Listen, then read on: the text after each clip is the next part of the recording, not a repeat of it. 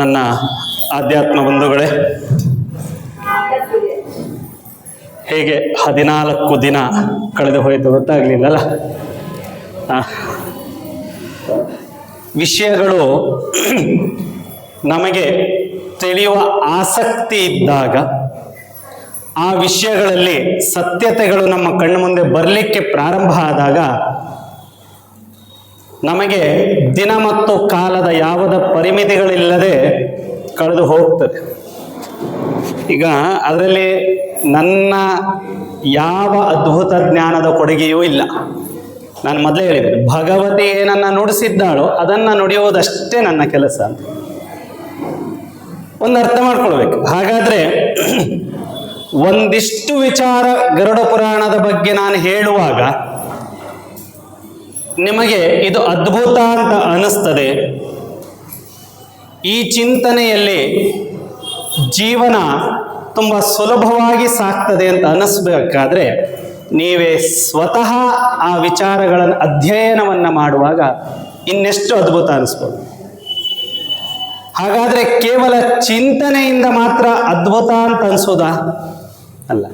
ಒಂದು ಚಿಂತನೆ ನಿಮಗೆ ಇಷ್ಟು ಕಾಲ ಒಂದು ಮನಸ್ಸಿನಲ್ಲಿ ಸಂತೋಷದ ಭಾವನೆಯನ್ನ ಅಥವಾ ಮನಸ್ಸನ್ನ ಒಂದು ಹತೋಟಿಯಲ್ಲಿ ಇಟ್ಕೊಳ್ಳಿಕ್ಕೆ ಸಹಾಯ ಮಾಡ್ತದೆ ಅಂತಂದ್ರೆ, ಆ ಭಗವಂತನ ಧ್ಯಾನವನ್ನ ಮಾಡುವಂತಹ ಕ್ರಿಯೆಯನ್ನ ಹೇಳುವಂತಹದ್ದು ಅಥವಾ ಆ ಭಗವಂತನ ಧ್ಯಾನವನ್ನ ಮಾಡೋದ್ರಿಂದ ನಮ್ಮ ಮನಸ್ಸು ಎಷ್ಟು ಪ್ರಫುಲ್ಲವಾಗಿರಬಹುದು ಅಂತ. ಗರುಡ ಪುರಾಣ ಕೊನೆಯಲ್ಲಿ ಹೇಳುವಾಗ ಅದನ್ನೇ ಹೇಳ್ತದೆ.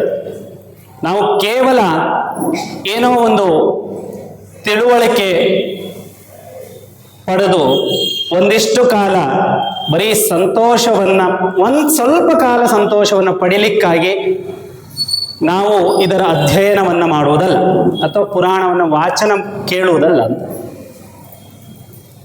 ಸದಾ ಸರ್ವದ ಇದರಲ್ಲಿ ಹೇಳಿದ ತತ್ವವನ್ನ ಅನುಸರಿಸಿಕೊಂಡು ಜೀವನದಲ್ಲಿ ಮುನ್ನ ನಡೆದ್ರೆ ಎಂತಹ ದೊಡ್ಡ ಸಮಸ್ಯೆ ನಮಗೆ ಎದುರಾದರೂ ಕೂಡ ನಾವು ಅದರಿಂದ ಹೊರಗೆ ಬರಲಿಕ್ಕೆ ಸಾಧ್ಯ. ಬಹಳಷ್ಟು ವಿಚಾರಗಳನ್ನು ನಾವು ಮಾತಾಡುವಾಗ ನಿನ್ನೆ ನಾನು ಇಡೀ ಪುರಾಣದ ಸಾರಾಂಶ ಅಲ್ಲ ಹೇಳೋದು, ನಾನು ಇಷ್ಟು ದಿನ ಮಾತಾಡಿದ ಒಂದಿಷ್ಟು ಸಾರಾಂಶಗಳ ಪ್ರಾರಂಭ ಮಾತ್ರ ಮಾಡಿದ್ದು. ಮನುಷ್ಯ ಬದುಕಲಿಕ್ಕೆ ಏನೇನು ಬೇಕು ಎಲ್ಲ ವಿಚಾರವನ್ನ ಹೇಳುವಂತಹ ಗರುಡ ಪುರಾಣ ಪ್ರಾರಂಭದ ಹಂತ ಅಷ್ಟೇ.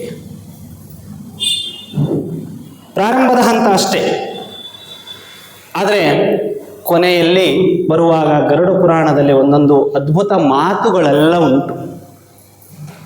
ಶಾಸ್ತ್ರೀಯವಾಗಿ ಜೀವನವನ್ನ ನಡೆಸಬೇಕು ಅಂತ ಹೇಳುವ ಗರುಡ ಪುರಾಣದಲ್ಲೇ ಮತ್ತೊಂದು ಮಾತನ್ನ ಹೇಳ್ತಾನೆ. ಮೊದಲು ಶಾಸ್ತ್ರ ಅಂತಂದ್ರೆ ಏನು ಅನ್ನುವಂತಹ ತಿಳುವಳಿಕೆಯನ್ನ ಪಡೆದು ನಂತರ ಶಾಸ್ತ್ರದ ಬಗ್ಗೆ ಆಲೋಚನೆಯನ್ನು ಮಾಡಬೇಕು. ನಾನು ಹೇಳಿದೆ ಅಲ್ವಾ, ಆಚಾರಕಾಂಡದಲ್ಲಿ ಇದು ಶಾಸ್ತ್ರ, ಹೀಗೆ ಬದುಕಬೇಕು, ಶಾಸ್ತ್ರ ಎನ್ನುವಂತಹದ್ದು ಹೀಗುಂಟು.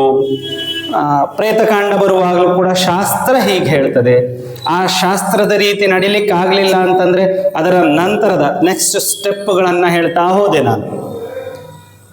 ಆದರೆ ಇದನ್ನೆಲ್ಲ ಓದಿದ ಮೇಲೆ ಒಂದು ಮಾತನ್ನ ಹೇಳ್ತದೆ, ಶಾಸ್ತ್ರ ಅಂತಂದ್ರೆ ಏನು, ಶಾಸ್ತ್ರದ ರೀತಿ ಜೀವನ ನಡೆಸೋದು ಅಂತಂದ್ರೆ ಏನಪ್ಪ? ಹಾಗಾದ್ರೆ ಮೊದಲು ಶಾಸ್ತ್ರ ಅಂದ್ರೆ ಏನು ಅಂತ ತಿಳ್ಕೊಳ್ಬೇಕು. ಶಾಸ್ತ್ರ ಅಂದ್ರೆ ಏನು ಗೊತ್ತುಂಟಾ? ಜೀವನವನ್ನ ನಡೆಸಲಿಕ್ಕೆ ನಾವು ಬೇಕಾದಂತಹ ಕ್ರಿಯೆಗಳನ್ನ, ಅಥವಾ ನಿಮ್ಗೆ ಇನ್ನೂ ಸಿಂಪಲ್ ಆಗಿ ಹೇಳ್ಬೇಕಂದ್ರೆ, ಈಗ ಸರ್ಕಾರದಿಂದ ಒಂದು ಕಾನ್ಸ್ಟಿಟ್ಯೂಷನ್ ಅಂತ ಮಾಡಿದ್ದಾರೆ, ಸಂವಿಧಾನ, ಸರಿಯಾ? ಈ ಸಂವಿಧಾನದ ಹಾಗೆ ನಾವು ಬದುಕಬೇಕು ಅಂತ ಉಂಟು ಅಲ್ವಾ? ಹೌದಲ್ವಾ? ಹಾಗೆ ಶಾಸ್ತ್ರೀಯವಾಗಿ ಬದುಕಬೇಕು ಅಂತಂದ್ರೆ ನಮ್ಮ ವೇದ ಜೀವನದ ಸಂವಿಧಾನ ಅಂದ್ರೆ ಶಾಸ್ತ್ರ. ಹಾಗಾದರೆ ಬಿಟ್ಟರೆ ಸಂವಿಧಾನ ಅಂತ ಹೇಳುವಾಗ ಅದಕ್ಕೆ ಅಮೆಂಡ್ಮೆಂಟ್ ಮಾಡ್ಬೋದಲ್ವಾ, ಕಾಲಕ್ಕನುಸಾರವಾಗಿ ಅಲ್ವಾ? ಮಾಡ್ಬೋದಲ್ವಾ? ಮಾಡ್ತಾರಲ್ವಾ? ಆ ಕಾಲಕ್ಕನುಸಾರವಾಗಿ ಕೆಲವೊಂದು ಬದಲಾವಣೆ ಲೋಕಕ್ಕೆ ಬೇಕು ಅಂತ ಹೇಳುವಾಗ ಮಾಡ್ತಾರಲ್ವಾ? ನಮ್ಮ ಶಾಸ್ತ್ರದಲ್ಲೂ ಹಾಗೆ ಹೇಳಿರೋದು. ಕಾಲಕ್ಕನುಸಾರವಾಗಿ ಆ ಕಾಲಕ್ಕೆ ಆ ಶಾಸ್ತ್ರ ಪ್ರಸ್ತುತ ಅಲ್ಲ ಅಂತ ಅನಿಸಿದರೆ ಮತ್ತು ಆ ಶಾಸ್ತ್ರವನ್ನ ಪರಿಪಾಲನೆ ಮಾಡೋದ್ರಿಂದ ಲೋಕದಲ್ಲಿ ನಿಮಗೆ ವ್ಯಾಜ್ಯಗಳು, ಕಲಹಗಳು ಈ ಎಲ್ಲ ತಪ್ಪಿ ಹೋಗ್ತದೆ ಅಂತಾದರೆ ಶಾಸ್ತ್ರಕಾರರು ವೇದಕ್ಕನುಸಾರವಾಗಿ ವೇದದಲ್ಲಿ ಹೇಳಿದ ತತ್ವಗಳು ತಪ್ಪದ ಹಾಗೆ ಅದನ್ನ ಬದಲಾವಣೆ ಮಾಡಬೇಕು ಅಂತ. ಎಷ್ಟು ಜನ ಅದನ್ನು ಮಾಡ್ತಾರೆ ಅಂತ, ಎಷ್ಟು ಜನ ಮಾಡ್ತಾರೆ ಅಂತ. ಆ ಕಾಲಕ್ಕೆ ಪ್ರಸ್ತುತ ಅಲ್ಲ ಅಂತ ಹೇಳುವಾಗ ಆ ಶಾಸ್ತ್ರವನ್ನ ಯಾರಾದರೂ ಹೀಗೆ ಮಾಡುವುದು ಬೇಡ, ಈ ಕಾಲಕ್ಕದು ಪ್ರಸ್ತುತ ಅಲ್ಲ ಅಂತ ಹೇಳಿದ್ರೆ ಅವರು ಶಾಸ್ತ್ರ ಮುರಿದವರು, ಆವಟ್ರು ಧರ್ಮದ ವಿರೋಧಿ ಅಂತ ಪಟ್ಟ ಕಟ್ಟಿಬಿಡುದು ಅಲ್ಲ ಅಂತ. ಈಗ ನಾನೊಂದು ಉದಾಹರಣೆ ಕೊಡ್ತೇನೆ. ರಾಮನ ಕಾಲದಲ್ಲಿ ಒಂದು ಶಾಸ್ತ್ರ ನಿಯಮಗಳಿತ್ತು. ಏನು ಅಂತಂದ್ರೆ ಅಂದರೆ ರಾಮನ ಆ ಒಂದು ಸಮಯದಲ್ಲಿ ಶಾಸ್ತ್ರ ಹೇಳುವುದು ಏನು ಅಂತ ಕೇಳಿದ್ರೆ, ತಮ್ಮನ ಹೆಂಡತಿ ನಿನಗೆ ಮಗಳಿದ್ದಂತೆ. ಸರಿ ಅರ್ಥ ಮಾಡ್ಕೊಳ್ಳಿ, ತಮ್ಮನ ಹೆಂಡತಿ ನಿನಗೆ ಮಗಳಿದ್ದಂತೆ. ಹಾಗಾದ್ರೆ ಅಣ್ಣನ ಹೆಂಡತಿ ಏನಾಗಬೇಕಾಯ್ತು ಅಲ್ವಾ? ಆದರೆ ಹಾಗಿರ್ಲಿಲ್ಲ. ಅಣ್ಣನ ಹೆಂಡತಿ ನಿನಗೆ ತಾಯಿಯಲ್ಲ, ಇರಲಿಲ್ಲ ಅಂತೆ ಅಲ್ಲ, ಅಂತೆ ಅಂತನೂ ಇರಲಿಲ್ಲ ಅಂತ. ಅದನ್ನು ಬದಲಾವಣೆ ಮಾಡಿದವನು ಶ್ರೀಕೃಷ್ಣ. ಆಮೇಲೆ ಹೇಳ್ತೇನೆ, ಇದು ರಾಮನ ಅವತಾರದ ಸಮಯದಲ್ಲಿ ಇದ್ದಂತಹ ನಿಯಮ. ಒಂದು ಪಕ್ಷ ಸಂತಾನಹೀನರಾಗಿ, ಅಂದ್ರೆ ಸಂತಾನ ಇಲ್ಲದೆ ಅಥವಾ ಸಂತಾನವನ್ನು ಕೊಡದೆ ಅಣ್ಣ ಸತ್ತು ಹೋದ್ರೆ ತಮ್ಮನನ್ನ ವಿವಾಹ ಆಗುವಂತಹ ಸಂಪ್ರದಾಯ ಅಥವಾ ಪದ್ಧತಿ ಅಥವಾ ತಮ್ಮನಿಂದ ಸಂತಾನ ಪಡೆಯುವಂತಹ ಶಾಸ್ತ್ರಗಳಿತ್ತು. ಈಗ ಅದು ಪ್ರಸ್ತುತವಾ? ಶಾಸ್ತ್ರ ಮಾಡಿದ್ದಾನೆ ಹಿಂದೆ ಶ್ರೀಕೃಷ್ಣ, ಅದನ್ನು ಅಮೆಂಡ್ಮೆಂಟ್ ಮಾಡಿ ಅದನ್ನು ಚೇಂಜ್ ಮಾಡಿದ್ದಾನೆ. ಬಂತು. ಹೌದು, ವಾಲಿಯ ಹೆಂಡತಿ ತಾರಾ ಸುಗ್ರೀವನನ್ನ ಮದುವೆ ಆಗಲಿಲ್ವಾ? ಆಮೇಲೆ ಆದ್ರೆ ನಾವು ಬೆಳಗ್ಗೆ ಎದ್ದು ನೆನಪು ಮಾಡ್ತೇವೆ ಅಲ್ವಾ, ತಾರಾ ಮಂಡೋದರಿ ತತ. ಅಂದ್ರೆ ಆ ಕಾಲಕ್ಕೆ ಸರಿಯಾಗಿದ್ದಂತಹ ಶಾಸ್ತ್ರ ಮುಂದೆ ಬರುವಾಗ ಅದು ತಪ್ಪು ಅಂತ ಕಂಡ್ರೆ ಬದಲಾವಣೆ ಮಾಡಬೇಕು, ಬದಲಾವಣೆ ಆಗಬೇಕು. ಕೃಷ್ಣ ಅದು ಪ್ರಸ್ತುತ ಅಲ್ಲ ಅಂತಂದ. ಹಿಂದೆ ತುಂಬ ಶಾಸ್ತ್ರಗಳಲ್ಲಿ ಬದಲಾವಣೆ ಶ್ರೀಕೃಷ್ಣ ಮಾಡಿದ್ದಾನೆ. ಅವನ ಕಾಲದಲ್ಲಿ ಅವನಿಗೂ ಪಾಪ ಧರ್ಮ ವಿರೋಧಿ ಅಂತ ಹೆಸರು ಬಂದಿರ್ಬೋದು, ನಾವು ಮನುಷ್ಯರಲ್ಲ. ಹಾಗೆ ನಂತರ ಕಾಲದಲ್ಲಿ, ನಂತರ ಯುಗದ ನಂತರದಲ್ಲಿ ನಾವು ಶ್ರೀಕೃಷ್ಣ ಭಗವಂತ ಅಂತ ಹೇಳಿರ್ಬೋದು. ಪಾಪ ಆಗಲೂ ಅವನ ಸಮಸ್ಯೆ ಅನುಭವಿಸಿರ್ಬೋದು. ಹೆಣ್ಣು ಮಕ್ಕಳು ರಾಜಗದ್ದಿಗೆನ ಇರ್ಲಿಕ್ಕಿಲ್ಲ ಇತ್ತಲ್ಲ.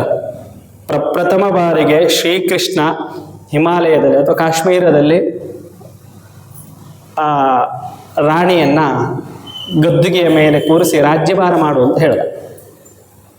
ಅಲ್ಲ, ವಿರೋಧ ಬಂದಿರ್ಬೋದಾಗ, ಆದರೆ ಪ್ರಥಮ ಬಾರಿಗೆ ಆ ಬದಲಾವಣೆಯನ್ನು ಮಾಡಿ ತೋರಿಸಿದ. ಹಾಗಾಗಿ ಶಾಸ್ತ್ರ ಅನ್ನುವಂಥದ್ದು ಆ ಕಾಲದ ಪ್ರಸ್ತುತಿಯಲ್ಲಿ ಭಗವಂತನೆಡೆಗೆ ನಡೆಸಿಕೊಂಡು ಹೋಗುವಂತಹ ಕ್ರಿಯೆಯನ್ನು ಮಾಡಬೇಕು. ಹಾಗೆ ಅಶಾಸ್ತ್ರೀಯವಾಗಿ ಯಾರಾದರೂ ನಿಮಗೆ ಹೇಳಿದರೆ ಅಥವಾ ಆ ಕಾಲಕ್ಕೆ ಆ ಶಾಸ್ತ್ರ ಪ್ರಸ್ತುತ ಅಲ್ಲ ಅಂತಂದ್ರೆ ಭಗವಂತನೆಡೆಗೆ ನಿಮ್ಮ ಜೀವನವನ್ನ ತೆಗೆದುಕೊಂಡು ಹೋಗ್ಲಿಕ್ಕೆ ಅದು ತೊಂದರೆ ಆಗ್ತಿದೆ ಅಂತಂದ್ರೆ ಬಿಡು ಅಂತ ಹೇಳ್ತದೆ ಗರುಪುರ. ಬಿಟ್ಟುಬಿಡೋದನ್ನ. ಮಹಾಜನರಿಂದ ಅದಕ್ಕೆ ವಿರೋಧ ಬರ್ತದೆ ಅನ್ನುವಂಥ ಭಾವನೆ ನಿನಗಿದ್ರೆ ಅವರನ್ನ ಕನ್ವಿನ್ಸ್ ಮಾಡಲಿಕ್ಕೆ ನಿನಗೆ ಸಾಧ್ಯ ಇಲ್ಲ. ನೀ ತಲೆ ಕೆಡಿಸ್ಕೊಳ್ಬೇಡ. ನಿನಗುಂಟಲ್ಲ ನಾಮ ಜಪ, ನಾಮಪಾರಾಯಣ ಉಂಟಲ್ಲ, ಮಾಡು ಅಂತ. ನಾಮಜಪ ಮಾಡುವುದು ಬಿಟ್ರೆ, ನಾನು ಹೇಳಿದೆ ನಾಮಜಪದ ಬಗ್ಗೆ ಎಲ್ಲ ಹೇಳಿದೆ. ನಾಮಜಪ ಬಾಯಿರುವಾಗ ನಾಮಜಪವನ್ನ ಮಾಡದೆ ಶ್ರೀಮನ್ನಾರಾಯಣ ಅನ್ಲಿಕ್ಕೆ ಯಾವ ತೊಂದರೆಯೂ ನಾಲಿಗೆಗಿಲ್ಲಲ್ಲ ಅಲ್ವಾ? ಮಾಡಿ. ಅಷ್ಟೇ ಅಲ್ಲ, ಭಗವಂತನ ಧ್ಯಾನವನ್ನು ಕರದಿಂದ ಶ್ಲೋಕದಲ್ಲಿ ಹೇಳುದು, ಕೈಯಿಂದ ನಾರಾಯಣನ ಜಪ ಮಾಡಿ, ಬಾಯಿಂದ ಮಾಡಿ, ಕಾಲಿಂದ ಮಾಡಿ, ಅಂಗಾಂಗಗಳಿಂದ ಜಪ ಮಾಡಿ ಅಂತ. ಬಟ್ರೆ ಕೈಯಿಂದ ಮಾಡೋದು ಹೆಂಗೆ? ಆ ತಾಯಿ ಪ್ರತಿನಿತ್ಯ ನಾನು ಬಂದು ನೋಡ್ತೇನೆ, ಬರೀತಾ ಇರ್ತಾರೆ ಜಪವನ್ನು, ನಾಮ ಜಪವನ್ನು ಬರೀತಾರೆ. ಹಾಗೆ ಕೈಯಿಂದಲೂ ಕೂಡ ಶ್ರೀಮನ್ನಾರಾಯಣ, ಬಾಯಲ್ಲೂ ಕೂಡ ನಾರಾಯಣ, ಮನಸ್ಸಿನಲ್ಲೂ ನಾರಾಯಣ. ಆಯ್ತಾ? ಕಾಲಿಂದ ಹೆಂಗೆ ಮಾಡೋದು ಭಟ್ರೆ? ಕಾಲಿಂದ ಹೆಂಗೆ ಮಾಡೋದು ಅಂತ ಅಲ್ವಾ? ದೇವಾಲಯದ ಕೆಲಸ. ಈಗ ನಾವು ಹೇಳೋದುಂಟು, ಏನಾದ್ರು ಕೆಲಸ ಮಾಡಬೇಕು ಅಂದರೆ ನನ್ನ ಕೈಯಲ್ಲಿ ಆಗ್ತದೆ, ನಾನು ಹೋಗ್ಬರ್ತೇನೆ, ನಾನು ಹೇಳಿದ್ದೇನೆ ಮುಂಚೆನೇ ಅದನ್ನು. ಕಾಲು ಹೋಗೋದು ಆದರೆ ಹೇಳೋದು ಕೈಯಲ್ಲಿ ಅಂತ. ಹಾಗೆ ಕೈ ಕಾಲುಗಳಿಂದ ಮಾಡೋದು, ದೇವರ ಸೇವೆ ಮಾಡೋದು, ಮಾಡುವಾಗೆಲ್ಲ ಮಾಡಬೇಕು. ಹೌದು ಭಟ್ರೆ, ಬರೀ ನೀವು ಜಪ ಮಾಡಿ ಅಂತ ಹೇಳ್ತೀರಿ, ಜಪ ಮಾಡ್ತಾ ಕೂತ್ರೆ ಮನೆ ನಡೆಸೋದು ಹೆಂಗೆ ಅಂತ ಅಲ್ವಾ? ಅದು ಕೂಡ ನಾರಾಯಣನ ಸೇವೆಯಾಗಿ ಮಾಡಬೇಕು ಅಂತ. ನಾರಾಯಣನ ಸೇವೆ. ಈಗ ನಾನೊಂದು ಕೆಲಸ, ಈಗ ನಾನೊಬ್ಬ ಪುರೋಹಿತ, ನನ್ನ ಜೀವನೋಪಾಯಕ್ಕೆ ನಾನು ಇತರರ ನನ್ನ ಆತ್ಮ ಉದ್ಧಾರಕ್ಕಾಗಿ ನಾನು ಬೇಕಾದಂತಹ ಅನುಷ್ಠಾನಗಳನ್ನು, ಯಜ್ಞಯಾಗಾದಿಗಳನ್ನು ಮಾಡುವುದು ಸರಿ.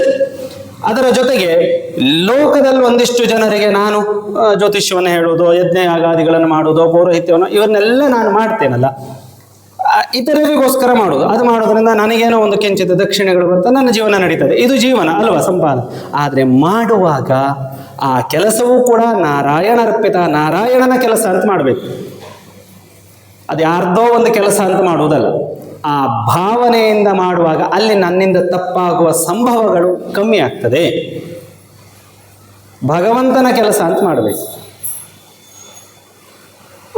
ಒಂದು ವಿಶ್ವಕರ್ಮ ಒಂದು ವಿಗ್ರಹವನ್ನು ಮಾಡುವಾಗ, ಅಥವಾ ಒಂದು ಮರದ ಕೆಲಸವನ್ನು ಮಾಡುವಾಗ, ಎಲ್ಲ ಕೆಲಸ ಮಾಡುವಾಗ ಭಗವಂತನ ಕೆಲಸ ಅಂತ ಮಾಡಬೇಕು ಅಲ್ವಾ? ನಿಮಗೆ ಗೊತ್ತಿಲ್ಲದೆ ತಪ್ಪಾಗುವುದು ಕಮ್ಮಿ ಆಗ್ತದೆ. ನನ್ನ ಚಿಕ್ಕಮ್ಮನ ಮಗ ಸಾಫ್ಟ್ವೇರ್ ಇಂಜಿನಿಯರ್, ಆಯಿತಾ? ನಾನು ನಿಮಗೆ ಹೇಳೋದು, ಇದು ನಾನು ಕಂಡ ನಿದರ್ಶನ. ಸಾಫ್ಟ್ವೇರ್ ಇಂಜಿನಿಯರ್ ಅವನು ಪ್ರತಿದಿನ ಕೆಲಸ ಮಾಡುವಾಗ ಅವನಿಗೆ ಉಪದೇಶ ಎಲ್ಲ ಕೊಟ್ಟದ್ದು, ಜಪ ಮಾಡಿದ್ರೆ ಅಲ್ಲಿ ಕಾನ್ಸಂಟ್ರೇಟ್ ಮಾಡೋಕ್ಕಾಗುತ್ತೆ. ಏನು ಮಾಡುವುದಣ್ಣ ಅಂದ. ತುಂಬ ಅವನಿಗೆ ಅಂದರೆ ಸಕ್ಸಸ್ ತಗೊಳ್ಳೋದು ಕಷ್ಟ ಆಗ್ತಿತ್ತು. ನೀವೊಂದು ಕೆಲಸ ಮಾಡು ಮಗ, ಪಕ್ಕದಲ್ಲಿ ಒಂದು ವಿಷ್ಣು ಸಹಸ್ರನಾಮ ಪುಸ್ತಕ ಇಡು, ಈಗೆಲ್ಲ ಯೂಟ್ಯೂಬ್ನಲ್ಲೆಲ್ಲ ಸಿಗ್ತದೆ, ಹಾಕ್ಕೊಂಡು ಮಾಡು ಅಂತ. ಅವನು ಪ್ರಾರಂಭ ಮಾಡಿ ಒಂದು ವರ್ಷ ಆಗುವಾಗ ಅದನ್ನೇ ಪ್ರಾಕ್ಟೀಸ್ ಮಾಡುವಾಗ ಇವನಿಗೆ ಗೊತ್ತಿಲ್ಲದೆ ಆ ವಿಚಾರದಲ್ಲಿ ಅದ್ಭುತವಾದ ರಿಸರ್ಚನ್ನು ಮಾಡಿ ತುಂಬ ಮೇಲ್ಮಟ್ಟಕ್ಕೆ ಹೋದ. ಇವತ್ತು ನನ್ನ ಕೈಗೂ ಸಿಗೋದಿಲ್ಲ, ಅದು ಬೇರೆ ಪ್ರಶ್ನೆ. ಹಾಗಾದರೆ ಅದೇ ಬುದ್ಧಿ, ಅದೇ ಜ್ಞಾನ, ಅದೇ ವಿದ್ಯೆ, ಅದೇ ದೇಹ, ಅದೇ ಕೆಲಸ, ಅದೇ ಕಂಪ್ಯೂಟ್ರು ಎಲ್ಲ ಇದ್ದದ್ದು. ಆದರೆ ಅಲ್ಲಿ ಚೇಂಜ್ ಆದದ್ದೇನು ಅಂತ ಅಲ್ಲಿ ಅದನ್ನು ಕೇಳುವಾಗ ಇದು ಭಗವಂತನ ಕೆಲಸ ಅಂತ ಮಾಡು ನೀನು ಅಂತ ಹೇಳಿದ್ದು ಒಂದು ಮಾತು ಬಹಳ ಬದಲಾವಣೆ ಕೊಡ್ತು. ಏನು ತಪ್ಪುಂಟು? ಏನೂ ಮಾಡಲಿಲ್ಲ, ಅಲ್ಲಿ ಸೈಕೋಥೆರಪಿ ಅಷ್ಟೇ. ಮನಸ್ಸು ಪೂರ್ತಿ ಅಲ್ಲಿ ಹೋಗುವಾಗ ಆಯಿತು. ಮೈಂಡ್ ಎಲ್ಲಾದರೂ ಡೈವರ್ಟ್ ಆಗೋ ವಿಷ್ಣು ಸಹಸ್ರನಾಮ ಕಿವಿ ಮೇಲೆ ಬೆಳೀತಿತ್ತಲ್ಲ, ಆ ಶಬ್ದಗಳು ಬೆಳೀತಿತ್ತಲ್ಲ, ರಪ್ಪ ಎಳ್ಕೊಬರ್ತಿತ್ತು ವಾಪಸ್. ಎಲ್ಲ ಕೆಲಸದಲ್ಲೂ ಇದು ಮಹಾವಿಷ್ಣು ಕೆಲಸ ಅಂತ ಮಾಡಿ, ಆಯಿತಾ? ಖಂಡಿತ ಮಾಡಿ. ಹೌದು ಭಟ್ರೆ, ಸರಿ, ಈ ಕೆಲಸ ಮಾಡುವಾಗ ಆಯಿತು, ಪೂಜೆ ಮಾಡುವ ಶಕ್ತಿ ನಮಗೆ ಅದನ್ನು ಮಾಡಲಿಕ್ಕೆ ಸಮಯ ಇಲ್ಲವಲ್ಲ. ಇದೊಂದು ಭಾರಿ ದೊಡ್ಡ ಪ್ರಾಬ್ಲಮ್. ನಾನು ಯಾವಾಗಲೂ ಹೇಳ್ತೇನೆ, ಸಮಯ ಇಲ್ಲ ಅಂತ ಹೇಳ್ತಾರೆ ಅಂತಂದರೆ ಅದರ ಅರ್ಥ ಏನು ಗೊತ್ತಾ? ಆಸಕ್ತಿ ಇಲ್ಲ ಅಂತ, ಇಂಟ್ರೆಸ್ಟ್ ಇಲ್ಲ ಅಂತ ಅರ್ಥ ಅಲ್ವಾ? ನಮಗೆ ಬೇಕಾದದ್ದಕ್ಕೆಲ್ಲ ಸಮಯ ಮಾಡ್ಕೊಳ್ತೇವೆ ಅಂತಾದರೆ ದೇವರ ಪೂಜೆಗೂ ಸಮಯ ಮಾಡಿಕೊಡ್ಬೋದು. ಅದರಲ್ಲೂ ಕೂಡ ಆಗೋದಿಲ್ಲ. ಏನು ಮಾಡುವುದಾಗ ನಾವು ಮಾಡುವ ಕೆಲಸದೆಲ್ಲ ಆಯ್ತಲ್ಲ ಉಂಟು. ಹೀಗೆ ನೀವು ಮಾಡುವ ಕೆಲಸದಲ್ಲೆಲ್ಲ ನಾರಾಯಣನ ಸೇವೆ ಅಂತ ಹೇಳುವಾಗ ಈಗ ಒಂದು ಉದಾಹರಣೆ ಕೊಡ್ತೇನೆ. ವಯಸ್ಸಾದ ವೃದ್ಧ ತಾಯಿನೋ ಮುದುಕನೋ ಮುದುಕಿಯೋ ಯಾರೋ ಒಂದು ರಸ್ತೆ ಅಂಚಿನಲ್ಲಿ ಇರ್ತಾರೆ. ಸಣ್ಣ ಉದಾಹರಣೆ, ಆಯಿತಾ? ನೀವು ದೇವಸ್ಥಾನಕ್ಕೆ ಹೊರಟಿರ್ತೀರಿ, ದೇವರ ಪೂಜೆಗೆ ಹೊರಡೋದು, ಮಡಿಲೆಲ್ಲ ಹೋಗುವಾಗ ಕಾಣಿಸ್ತದೆ ನಿಮ್ಗೆ ಅವಸ್ಥೆ, ಒಂದು ದಯ ಬರ್ತದೆ, ಅಯ್ಯೋ ಪಾಪ ನಾಳೆ ನಾನು ವಯಸ್ಸಾದಾಗ ಕೈ ಹಿಡಿದು ಕರೆದುಕೊಂಡು ಹೋಗಿ ಬಿಡ್ತೀರಿ. ಈಶನ ಸೇವೆ ಆಯಿತು ಅಲ್ಲಿ. ಅಯ್ಯಯ್ಯೋ, ನಾನು ದೇವಸ್ಥಾನಕ್ಕೆ ಹೋಗ್ತಾ ಇದ್ದೆ, ಸಮಯ ಆಗೋಯ್ತು, ಇಲ್ಲ ಅಂತ ಖಂಡಿತ ಇಲ್ಲ. ನೀವು ಅಲ್ಲಿರುವ ಈಶನ ಸೇವೆ ಮಾಡಿದ ಹಾಗೆ ಮಾಡಿ. ಪೂಜೆ ಮಾಡ್ತಾ ಇರ್ತಾರೆ ಭಟ್ರು, ಎದುರುಗಡೆ ನದಿಯಲ್ಲಿ ಯಾರೋ ವ್ಯಕ್ತಿ ಈಜಲಿಕ್ಕೆ ಹೋಗಿ ಮುಳುಗ್ತಾನೆ. ದೇವ್ರ ಪೂಜೆ ನಿಲ್ತು ಹೋಗ್ತದೆ, ಅವ್ನು ಸಾಯಿಲೆ ಅಂತ ಬಿಡುವುದಲ್ಲ. ಪೂಜೆಯನ್ನು ಬಿಟ್ಟಾದರೂ ಹೋಗು, ಅಲ್ಲೊಂದು ಈಶನ ಸೇವೆ ಆಯಿತು, ಕಾಪಾಡುವಲ್ಲ. ಯಾಕೆ ಸಮಯ ಸಿಗೋದಿಲ್ಲ? ಹೀಗೆ ಪ್ರತಿ ಕ್ಷಣವೂ ಪ್ರತಿ ಸಮಯದಲ್ಲೂ ಕೂಡ ಇದು ಈಶನ ಕೆಲಸ. ಈಶ ಅಂದರೆ ಭಗವಂತ ಅಂತ. ಮತ್ತಲ್ಲಿ ವಿಷ್ಣು ಭಕ್ತರು ಬೇಜಾರಾಗೋದು ಬೇಡ, ಈಶ ಅಂತ ಹೇಳಿದೆ ಅಂತ. ಅಲ್ಲಿ ಈಗ ನಾನು ತುಂಬ ಸಲ ಹೇಳೋದುಂಟು, ಈಶ್ವರ ಅಂತ ಹೇಳುವಾಗ ಶಿವನ ನೆನಪನ್ನು ಎಲ್ಲರಿಗೂ ಸರ್ವೇ ಸಾಮಾನ್ಯ ಮಾಡೋದು, ಆಯಿತಾ. ಕೆಲವೊಬ್ಬರು ಶಿವ ಅಂತ ಹೇಳದೇ ಇರುವಂತಹ ಕ್ಯಾಟಗರಿಯವರು, ಅವರೆಲ್ಲ ನನ್ನ ಪ್ರಶ್ನೆ, ಆಯಿತಾ, ಅವರಲ್ಲೇ ಪ್ರಶ್ನೆ ಇದು. ಶಿವ ಅಂತ ಹೇಳುವುದಿಲ್ಲ ನಾವು, ಬರೀ ವಿಷ್ಣು ಧ್ಯಾನ ಮಾಡೋದು ಅಂತ ಹೇಳ್ತಾರಲ್ಲ. ಈಶ್ವರ ಅಂತ ಹೇಳುವಾಗ ಅಥವಾ ಈಶಾ ಅನ್ನುವಂತಹ ಶಬ್ದವನ್ನು ಬಳಸುವಾಗ ಶಂಕರರು ಈಶ ಶಬ್ದವು ನಾರಾಯಣನನ್ನು ತೋರಿಸುತ್ತದೆ ಅಂತ ಬರೆದಿದ್ದಾರೆ ಶಂಕರಾಚಾರ್ಯರು. ಅವರು ಹೇಳಿದ್ದಾರೆ ಅಂತ ನಾವು ಈಶ್ವರ ಅಂತ ಹೇಳುವುದಾ? ಬೇಡ. ಮಧ್ವಾಚಾರ್ಯರು ಅದನ್ನೇ ಹೇಳಿದ್ದಾರೆ, ಬೇಡವಾ? ರಾಮಾನುಜರು ಅದನ್ನೇ ಹೇಳ್ತಾರೆ.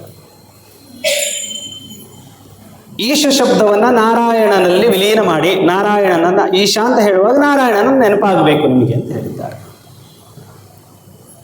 ಹಾಗಾದರೆ ಈಶಾ ಅನ್ನೋನು ಶಿವನೋ ನಾರಾಯಣನೋ ಅಂತ?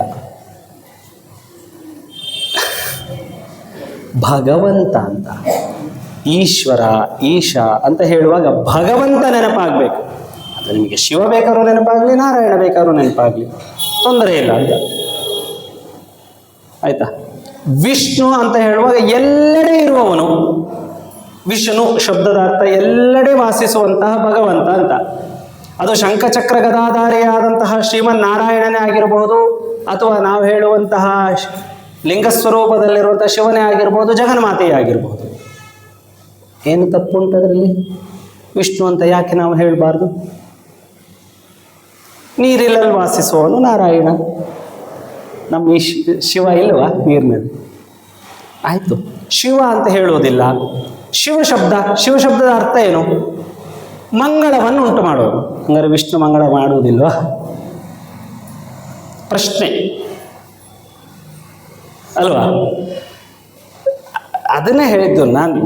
ಈ ಎಲ್ಲೂ ಕೂಡ ಭೇದಗಳನ್ನು ಬಯಸದೆ ಭಗವಂತನ ಧ್ಯಾನ ನೀವು ಏನು ಯಾರನ್ನು ಬೇಕಾದ್ರೂ ಆರಾಧನೆ ಖಂಡಿತ ಮಾಡಿ.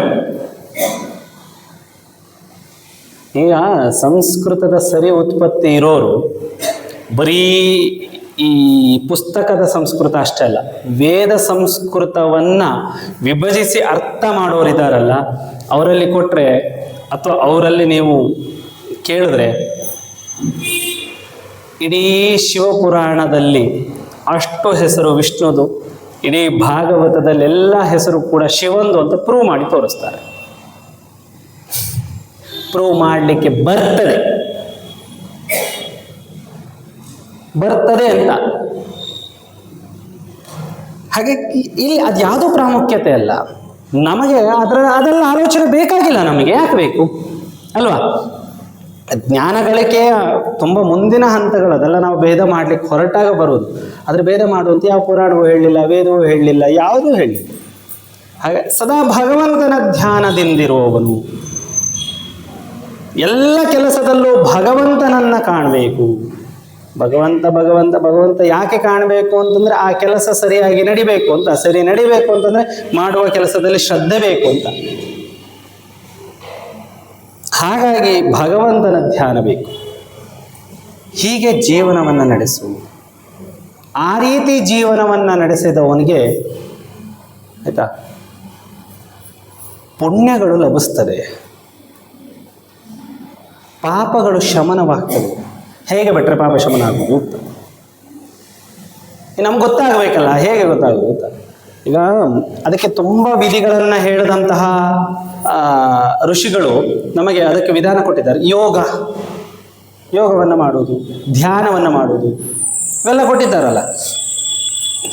ನನ್ನ ಹತ್ರ ವಿಶೇಷವಾಗಿ ನನಗಿಂತ ಹೆಚ್ಚು ನನ್ನ ತಂದೆ ಹತ್ರ ತುಂಬ ಜನ ಈ ಧ್ಯಾನ ಮಾಡೋರು ಬಂದು ಕೇಳೋದುಂಟು.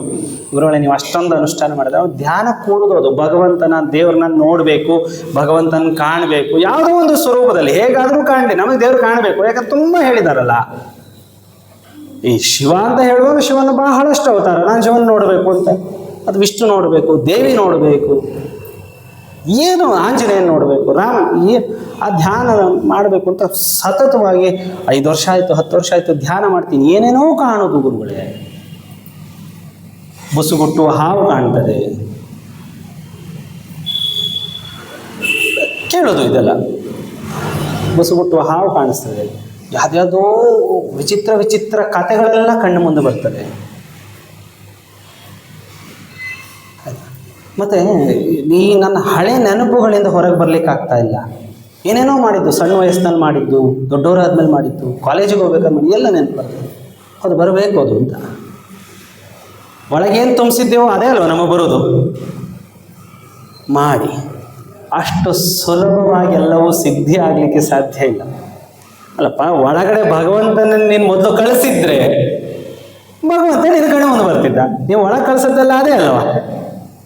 ಸಣ್ಣಿರುವಾಗ ಚಕ್ಲಿ ಕೋಡ್ಬಳೆ ತಿಂಡಿಗಳು, ಸ್ವಲ್ಪ ದೊಡ್ಡ ಆಗುವಾಗ ಕಾಲೇಜಿಗೆ ಹೋಗುವಾಗ ಹೆಣ್ಣು ಮಕ್ಕಳಿಗೆ ಗಂಡು ಮಕ್ಕಳು, ಗಂಡು ಮಕ್ಕಳಿಗೆ ಹೆಣ್ಣು ಮಕ್ಕಳು, ಸುಂದರವಾದಂತಹ ದೃಶ್ಯಗಳು. ಅದಾದ ನಂತರದಲ್ಲಿ ವೈಭೋಗಗಳು. ನಮ್ಮ ಟಿ ವಿಯಲ್ಲಿ ತೋರಿಸ್ತಾರಲ್ಲ ಪ್ರತಿದಿನ ಅದೇ ಅಡ್ವರ್ಟೈಸ್ಮೆಂಟ್. ನಮ್ಮ ಎಕನಾಮಿಕ್ ಸಿಸ್ಟಮ್ನೇ ಹಾಗೆ. ಹೆಚ್ಚು ಇವತ್ತಿರೋದೊಂದು ಕಮ್ಮಿ ಆಯಿತು, ಅದು ಇನ್ನೂ ಹೆಚ್ಚು ಜಾಸ್ತಿ ಉಂಟು, ಅದನ್ನು ತಗೊಳ್ಳಿ ಇದನ್ನು ತಗೊಳ್ಳಿ. ಈ ಆಸೆಗಳನ್ನು ಹೆಚ್ಚಿಸೋದು, ದೇಹ ಸೌಭಾಗ್ಯಗಳನ್ನು ಕಾಪಾಡಿಕೊಳ್ಳಿ, ಹಾಗೆ ಹೀಗೆ ಎಲ್ಲ ಹೆಚ್ಚು ಬರ್ತದೆ. ಅದೇ ತಲೆಯಲ್ಲಿ ತುಂಬುವುದು. ನಾನು ಅವಾಗಲೇ ಒಂದು ಮೊಬೈಲ್ ಎಕ್ಸಾಂಪಲ್ ಕೊಟ್ಟಿದ್ದೇನಲ್ಲ, ಇವತ್ತು ತಗೊಂಡದ್ದು 2 ದಿನಕ್ಕೆ ನಶ್ವರ ಆಗುವಂಥದ್ದು. ಅದ್ರ ಬಗ್ಗೆ ಆಸಕ್ತಿಗಳು ಹೆಚ್ಚು, ನಾವು ತಲೆಯಲ್ಲಿ ಅದನ್ನೇ ತುಂಬಿಸಿರೋದು. ಆಯಿತಾ. ಸಂಸಾರದ ವ್ಯಾಮೋಹಗಳು ಇರಬೇಕು. ಅದನ್ನೇ ಗರುಡ ಪುರಾಣ ಸ್ಪಷ್ಟ ಹೇಳಿದೆ. ಸಂಸಾರ ಬಿಟ್ಟು ಏನನ್ನೋ ಸಾಧನೆ ಮಾಡ್ತೇನೆ ಅನ್ನುವಂಥದ್ದು ಇದೆಯಲ್ಲ, ಅದು ನಿಷ್ಫಲವೇ. ಸಂಸಾರದಲ್ಲಿದ್ದು ಭಗವಂತನ ನಡೆಗೆ ಹೋಗುವುದು ತುಂಬ ಸುಲಭ. ನಿಜವಾಗ್ಲೂ ಹೇಳ್ತಾ ಇದ್ದೇನೆ, ಯಾರಾದ್ರೂ ನಾನು ಒಬ್ಬಂಟಿಯಾಗಿದ್ದಷ್ಟು ಖುಷಿಯಾಗಿರ್ತೇನೆ, ಮನಸ್ಸು ಸಂತೋಷ ಇಲ್ಲಪ್ಪ, ಇಲ್ಲ. ಕೊಳೆ ತುಂಬಿರುವ ಜಾಗಕ್ಕೆ ಈ ಹೆಣ್ಮಕ್ಳು ಪಾತ್ರೆ ತೊಳಿತಾರೆ. ಕಪ್ಪು ಮಸಿಯಾಗಿರೋ ಪಾತ್ರೆ ಹೆಂಗೆ ತೊಳಿತೀರಿ ನೀವು ಅಂತ. ಹೆಂಗೆ ತೊಳೆಯುವುದೇಗೆ? ತೊಳೆಯೋ ಕ್ರಮ ಉಂಟಲ್ಲ, ಗಿಮ್ಮು ಹಾಕಿ ತೊಳೆದ್ರೂ ಕಪ್ಪು ಹೋಗೋದಿಲ್ಲ. ಅದಕ್ಕೆ ಎಂತ ಮಾಡ್ತೀರಿ ಹೇಳಿ? ಸ್ವಲ್ಪ ಎಟ್ಟಿಗೆ ತಂದು ಚೂರು ಮಾಡಿ ಬೂದಿ ಸೇರಿಸಿ ಹಾಕಿ ತಿಕ್ತೀರಿ ಒಂದೇ ಸಲ. ಆ ಪಾತ್ರೆ ಅಯ್ಯೋ ಏನಿದು ನರಕ ನನಗೆ ಅಂತ ಹೇಳ್ತದೆ. ಆಮೇಲೆ ಆ ಪಾತ್ರೆಗೆ ಸುಂದರವಾಗಿ ಅರಶಿನ ಕುಂಕುಮ ಹಚ್ಚಿ, ಕುಂಕುಮ ಇಟ್ಟು ದೇವರ ಮುಂದೆ ನೀರಿಟ್ಟು ತುಂಬಿಸಿಡ್ತೇವೆ. ಬೇಕದು. ಅದಕ್ಕೋಸ್ಕರ ಆದರೂ ಸಂಸಾರ ಬೇಕು. ಕ್ಲೇಶಗಳನ್ನು ತೊಳಿಲಿಕ್ಕೆ ಸಂಸಾರ ಬೇಕು. ಸಂಸಾರದಲ್ಲಿ ನೊಂದು ಬೆಂದು ಎದ್ದು ಭಗವಂತನೆಡೆಗೆ ಹೋಗಬೇಕು ಅಂತ. ಆ ಕ್ಲೇಶಗಳನ್ನೆಲ್ಲ ತೊಳಿಬೇಕು. ಇನ್ಯಾರಾದರೂ ಮಕ್ಕಳು ನಾವು ಮದುವೆ ಆಗೋದಿಲ್ಲ ಹಾಗೆ ಹೀಗೆ ಅಂತಂದರೆ ಹೇಳಿ, ಇದೇ ಉದಾಹರಣೆ ಕೊಡಿ ಆಯಿತಾ. ಹೊಳಿಬೇಕು, ಬಂಗಾರ ಹೊಳಿಬೇಕು ಅಂತಂದ್ರೆ ಪೆಟ್ಟು ಇಡಬೇಕು, ಅದಕ್ಕೆ ಬೆಂಕಿಯಲ್ಲಿ ಬೇಯಬೇಕು. ಯಾವುದಕ್ಕೆ ಆದರೂ ಅಷ್ಟೇ, ಒಂದು ಪ್ರಕಾಶ ಬರಬೇಕು ಅಂತಾದರೆ ಅದಕ್ಕೊಂದಿಷ್ಟು ನೋವುಗಳು ಇದೆ ಅಂತ ಅರ್ಥ. ಹಾಗೆ ಅದಕ್ಕೆ ಹೇಳಿದ್ದು ನಾನು, ಸಂಸಾರದಲ್ಲಿ ಸುಖ, ಏಕತ್ವದಲ್ಲಿ ಆ ನೋವಿಲ್ಲ ಅಲ್ವಾ. ನೋವಿಲ್ಲದಿದ್ದರೆ ದೇವರು ಮುಂದೆ ಬರೋದಿಲ್ಲ ಬೇಗ. ನಾವು ಹೆಣ್ಮಕ್ಳು ಇದು ವಿಶೇಷ ಸಂದರ್ಭಕ್ಕೆ ಅಂತ ಒಂದಿಷ್ಟು ಪಾತ್ರೆ ಪಗಡೆ ಇಟ್ಟಿರ್ತಾರೆ ಅಟ್ಟದ ಮೇಲೆ. ಆ ವಿಶೇಷ ಸಂದರ್ಭ ಬರೋದೇ ಇಲ್ಲ, ಪಾತ್ರೆ ಕೆಳಗೆ ಇಳಿಯೋದೇ ಇಲ್ಲ. ಹಾಗೆ ನಾನು ಒಬ್ಬಂಟಿಯಾಗಿರ್ತೀನಿ ಅಂತ ಹೇಳೋರು, ಅಥವಾ ನನಗೆ ವಿವಾಹ ಬೇಡ, ಅದು ಬೇಡ, ಇದು ಬೇಡ, ಸಂಸಾರ ಬೇಡ ಅಂತ ಹೇಳೋರು ಅಟ್ಟದ ಮೇಲೆ ಕೆಳಗೆ ಇಳಿಯೋದೇ ಇಲ್ಲ, ಅಲ್ಲೇ ಇರ್ತಾರೆ ಅಲ್ಲ. ಹಾಗೆ ಎಲ್ಲ ಮಾಡೋದು. ಇದು ನಾಳೆ ಉಟ್ಕೊಳ್ಳಿಕ್ಕೆ ಅದರ ಸ್ಪೆಷಲ್ ಒಕೇಶನಿಗೆ ಆಗ್ತದೆ ಅಂತ ಸೀರೆ ಸ್ಟಾಕ್ ಇಡೋದು, ಆ ಸೀರೆ ಹೊರಗೆ ಬರೋದೇ ಇಲ್ಲ, ಕೊನೆಗೆ ಇನ್ಯಾರೋ ಉಡೋದು ಅದನ್ನು. ಆಗ್ತದೆ. ಹಾಗಂತ ಹೇಳಿ ಈ ವ್ಯಾಮೋಹಗಳು ಬರಬೇಕು. ಈಗ ನಮಗೆ ಸಾಕು ಅಂತ ಅನಿಸ್ಬೇಕು ಅಂತಾದರೆ ಏನಾದ್ರು ಪಡೆದಿರ್ಬೇಕಲ್ಲ ಅಲ್ವಾ? ಏನಾದ್ರು ಪಡೆದಿದ್ದಿರ್ತಾನೆ ಸಾಕು ಅಂತ ಅನ್ಸೋದು, ಊಟ ಮಾಡಿ ಹೊಟ್ಟೆ ತುಂಬಿದಿರ್ತಾನೆ ಸಾಕು ಅಂತ ಅನ್ಸೋದು. ಆದರೆ ಮನುಷ್ಯನಿಗೆ ಈ ಧನದಾಹ, ಸಂಪತ್ತಿನ ಮೋಹ ತಕ್ಷಣಕ್ಕೆ ಬಿಡುವುದಿಲ್ಲ. ಅದು 100 ರೂಪಾಯಿ ಇದ್ದವನಿಗೆ 1000 ರೂಪಾಯಿ ಗಳಿಸೋ ಆಸೆ, 1000 ಇದ್ದವನಿಗೆ ಲಕ್ಷ ಗಳಿಸೋ ಆಸೆ, ಲಕ್ಷದಿಗೆ ಕೋಟಿ, ಕೋಟಿ ಇದ್ದವನಿಗೆ ಅದನ್ನು ಜಾಸ್ತಿ ಮಾಡೋ ಆಸೆ. ಅಷ್ಟು ಸಾಕಾಗುತ್ತಿದ್ಯೋ, ದುಡ್ಡು ಸಾಲ್ತಿಲ್ಲ. ನಾನು ಈ ರಾಜಗತಿಗೆ, ಈಗ ರಾಜ ಇಲ್ವಲ್ಲ, ಒಂದು ಪೊಲಿಟಿಷಿಯನ್ ಆದರೆ ಹೇಗೆ ಅಂತ, ಅದು ಸಾಕಾಗೋದಿಲ್ಲ. ಒಂದು ಮಿನಿಸ್ಟರ್ ಆಗುವ, ಅದೋ ಸಾಲಿಲ್ಲ. ಪ್ರೈಮ್ ಮಿನಿಸ್ಟರ್ ಆಗುವ, ಅದೋ ಸಾಲಿಲ್ಲ. ಈ ಇಡೀ ಪ್ರಪಂಚ ಆಳಬೇಕು, ಇದು ಒಟ್ಟು ಮುಗಿಯುವುದೇ ಅಲ್ಲ ಕತೆ ಅಂತ. ಹಾಗಾಗಿ ಈ ಒಂದು ಕ್ಷಣಕ್ಕಾದ್ರೂ ಮನುಷ್ಯನಿಗೆ ಬರ್ತದೆ ಅದು, ಸಾಕು ಅಯ್ಯೋ ಎಷ್ಟು ಅಂತ ಮಾಡುವುದು. ಆಗ ಮಹಾವಿಷ್ಣು ಕಡೆ ಬನ್ನಿ, ದೇವನ ಕಡೆ ಬನ್ನಿ, ದೇವರ ಕಡೆ ಬನ್ನಿ. ಈ ಭಾವನೆ ಬರಬೇಕು ಅಂತಾದರೆ ಸಂಸಾರ ಬೇಕು, ಸಂಸಾರ ಬೇಕು ಅಂತ. ಈಗ ಕೆಲವು ಹುಡುಗರು ನನ್ನ ಹತ್ರ ಹೇಳೋದುಂಟು, ಇದಕ್ಕೆಲ್ಲ ಸೊಲ್ಯೂಷನ್ ಬಿಟ್ರೆ ಮದುವೆ ಮುಂಜಿ ಏನು ಬೇಡ, ಆರಾಮ ಕಾಡಲ್ಲಿ ಹೋಗಿ ತಪಸ್ಸು ಮಾಡಿದ ಹೇಳಿಕೆಯಲ್ಲಿ ಕಷ್ಟ ಆಗೋದಿಲ್ಲ ಅಂತ. 1000 ಲಕ್ಷದಲ್ಲೊಬ್ಬರು ಎಷ್ಟು ಕಠೋರವಾಗಿ ಹೇಳ್ತದೆ ಗೊತ್ತಾ? ಕೊನೆಯಲ್ಲಿ ಗರುಡ ಪುರಾಣದ ಕೊನೆಯಲ್ಲಿ ಹೇಳೋ ಮಾತು ಹೇಳ್ತದೆ. ಅದು ಪ್ರೇತಕಾಂಡದ ಕೊನೆಯ ಅಧ್ಯಾಯಕ್ಕೆ ಬರುವಾಗ ಅದು ಹೇಳುವುದು ಎಂತ ಗೊತ್ತುಂಟ? ಕಲಿಯುಗದಲ್ಲಿ ಈ ಥರ ಬ್ರಹ್ಮಚರ್ಯದಲ್ಲಿದ್ದೇನೆ, ನಾನು ಸಂಸಾರವನ್ನು ಬಿಟ್ಟಿದ್ದೇನೆ. ಅದು ಹೇಳುವುದು ಎಷ್ಟು ಕಠೋರವಾಗಿ ಹೇಳ್ತದೆ ಗೊತ್ತಾ? ಗಡ್ಡವನ್ನು ಬಿಟ್ಟು ಭಸ್ಮವನ್ನು, ಅಂದರೆ ಇಡೀ ದೇಹಕ್ಕೆಲ್ಲ ಭಸ್ಮವನ್ನು ಲೇಪನ ಮಾಡಿ ಚರ್ಮವನ್ನುಟ್ಟ ಹೇಳಿಕೆಯಲ್ಲಿ ಅವನು ಸಾಧು ಅಲ್ಲ. ಗರುಡ ಪುರಾಣ ಕೊಡುವ ವಾರ್ನಿಂಗ್. ಮಂತ್ರೋಚ್ಚಾರಣೆಯನ್ನು ಮಾಡ್ತಾ ಲೋಕ ಪ್ರಚಾರದಲ್ಲಿ ತೊಡಗಿಕೊಂಡು ನಾನೇ ಮಹಾಜ್ಞಾನಿ ಅಂತ ಹೇಳೋನು ಜ್ಞಾನಿಯೇ ಅಲ್ಲ. ಹೇಳೋದು ಅಂಥವನ ಹತ್ರ ಹೋಗಲೇಬೇಡಿ ಅಂತ ಹೇಳುತ್ತೆ. ಅದು ಕಂಡು ಹಿಡಿಯೋದು ಕಷ್ಟ ಅಲ್ಲ ನಮಗೆ, ಯಾರು ಜ್ಞಾನವಂತರು ಯಾರು ಜ್ಞಾನವಂತರಲ್ಲ ಕಷ್ಟ ಅಂತ. ಆ ಹುಡುಕುವ ಪ್ರಯತ್ನ ನಮಗೆ ಬೇಕು. ಆ ಹುಡುಕಿದಾಗ ಗುರು ಅನ್ನೋನು ಸಿಗ್ತಾರೆ, ಜ್ಞಾನ ಅನ್ನೋದು ಸಿಗ್ತದೆ. ಹಾಗೆ ಪ್ರತಿಕ್ರಿಯೆಯಲ್ಲೂ ಕೂಡ ಧ್ಯಾನದಲ್ಲಿ, ಧ್ಯಾನ ಅದೇ ಹೇಳಿದೆ ನಾನು, ಒಳಗೇನು ತುಂಬಿಸ್ತೀರೋ ಅದೇ ನಮಗೆ ಮೊದಲು ಬರುವುದು.